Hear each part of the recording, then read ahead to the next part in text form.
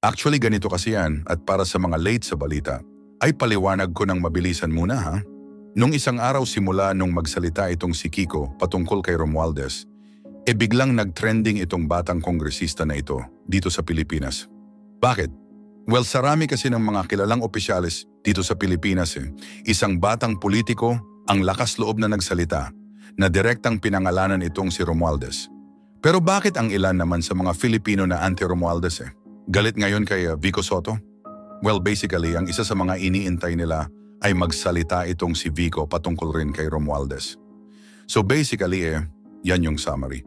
Pero kung bibisita ka naman sa page ni Kiko, siya na mismo ang nag-post na hindi sila magkalaban ni Vico Sotto na sinabi niyang, "We have different adversaries but the same desired results." Or in short, itong dalawang batang politiko na ito ay totoong tunay na pagbabago sa Pilipinas ang layunin. Well, ang cool, di ba? Which is ang maganda naman sa paglabas nitong dalawa na ito matututo ang maraming mga Filipino sa pagpili ng matatalinong politiko na ang tunay na layunin ang sugpuin ng korupsyon dito sa Pilipinas. Anyway, ito pa yung iba pang balita. Kahapon mga kapupong ay lumitaw ang isang mainit na palitan sa pagitan ni Kiko Barsaga at Senate President Tito Sotto. Nagsimula ito ng questionin ni Barsaga ang pagiging close ni Sotto kay Martin Romualdez at sinabi niyang limitado ang kakayahan ng Senado sa pagsiyasat dahil dito. Ayon kay Barsaga, dahil sa ugnayan ni Sotto at Romualdez, may mga oportunidad para sa pagsisiyasat na hindi nagagamit ng buong husay. Sinagot naman ni Sotto na dapat munang suriin ng mabuti kung ano talaga ang mga punto. Kung ito ba ay sapat na impormasyon para simulan ang pamamaraan. Sa isa pang bahagi ng usapan, hinamon din ni Barsaga si Sotto. Hiniling niya na huwag lang basta magsalita, kundi harapin ang mga ulat at ebidensya. Diskaya lang kaya mo, takot ka kay Romualdez, ang isang pahayag ni Barsaga. Para sa kanya, may pangangailangan para sa tunay na paglilinaw at may responsibilidad silang tanungin ang liderato tungkol sa mga naulat na pag-aalinlangan. Sinabi rin ni Barsaga na matapos niyang umalis sa National Unity Party at sa majority bloc sa Kamara, may karapatan siyang magtanong tungkol sa mga usapin ng pondo. Anyway, mga kapopong, tumugon si Robert Ace Barbers, tagapagsalita ni Romualdez, na malinaw naman na walang sangkot ang speaker sa mga internal na usapin o sa paraan ng paglalaan ng mga proyekto sa gitna ng transisyon. Isa pang punto sa debate, ang pagiging caretaker ni Romualdez ng distrito ni Barsaga matapos ang pagpanaw ng kanyang ama noong Abril 2024. Ayon sa mga ulat, ang tungkulin ni Romualdez ay nakatuon sa mga administratibong bagay, pagpapanatili ng mga serbisyong mahalaga, pagpapatuloy ng tungkulin ng yumaong kinatawan. Binigyang diin ni Barbers na wala siyang ginawang impluwensya sa mga proyekto o desisyon hinggil sa pondo sa infrastruktura sa panahong iyon. Sa isang fact-check na tugon ni Sotto, sinabi niyang bago magsimula ang anumang pagsisiyasat, kailangang malinaw muna ang mga detalye. Kung kompleto na ba ang impormasyon, kung ano na ang sinabi sa Senado at sa Kamara, at kung ano talaga ang mga ebidensyang may saysay. Ang hidwaang ito ay nagbubukas ng mga mas malalim na tanong tungkol sa pananagutan sa pamahalaan sa paraan ng paghawak ng pampublikong pondo para sa mga proyekto na may malaking epekto sa mga komunidad. Lumilinaw na marami ang naghihintay ng matibay na paglilinaw, hindi lang dahil sa politika, kundi dahil sa pananaw ng mga mamamayan na karapat-dapat nilang malaman kung paano ginamit ang kanilang mga buwis at kung may pagkukulang sa proseso ng pamamahala dito. Actually, ganito kasi yan mga kapupong. Well, para pala kasi sa mga hindi nakakaalam even o kahit itong si Karen Davila, nagulat sa presyo ng mga kotse meron ang mga diskaya.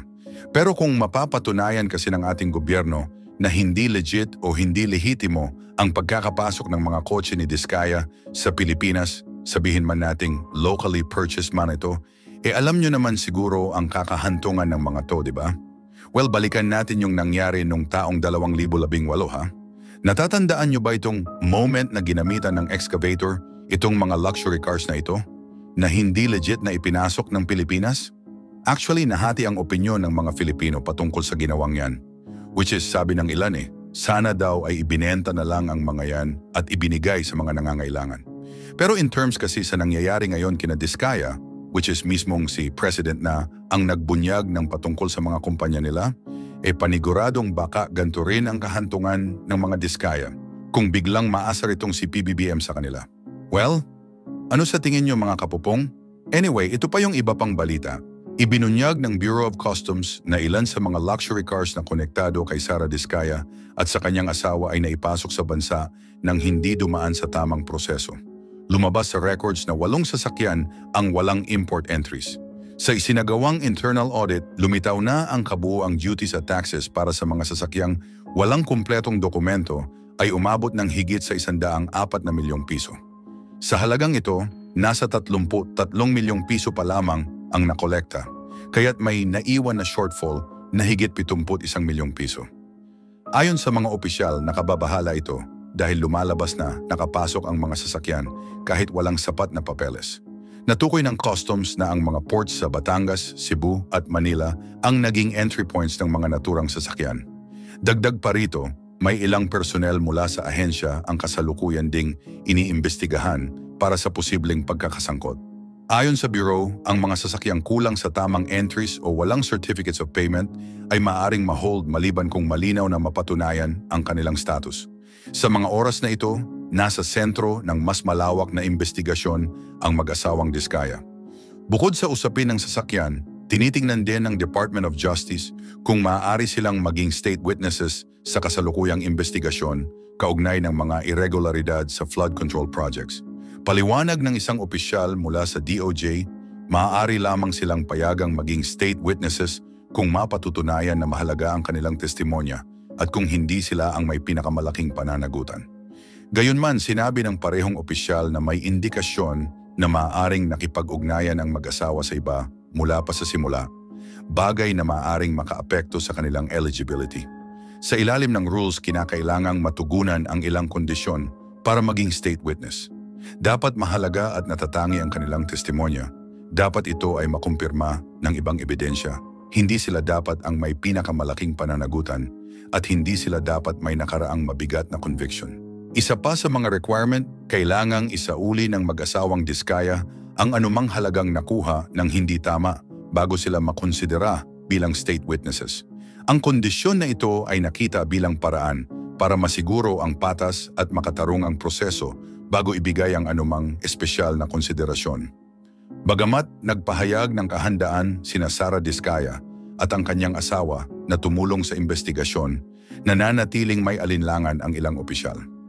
Ayon kay House Deputy Minority Leader Terry Reardon, hindi tugma ang mag-asawa sa qualifications para sa state witness protection. Sinabi niyang dahil posibleng may kaugnayan din sila sa mga irregularidad at mahirap silang bigyan ng espesyal na konsiderasyon.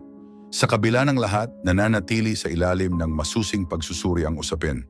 Patuloy na nire-review ng Bureau of Customs ang records at payment documents habang pinag-aaralan din ng Department of Justice kung sapat na ba ang testimonya ng mag-asawa para makatulong sa kasalukuyang investigasyon.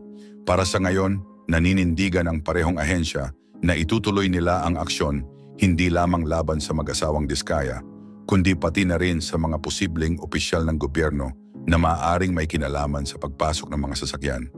Sa huli, mahalagang balansihin ng mga investigador ang pangangailangan ng credible witnesses at ang responsibilidad na tiyakin na ang mga totoong sangkot ay managot.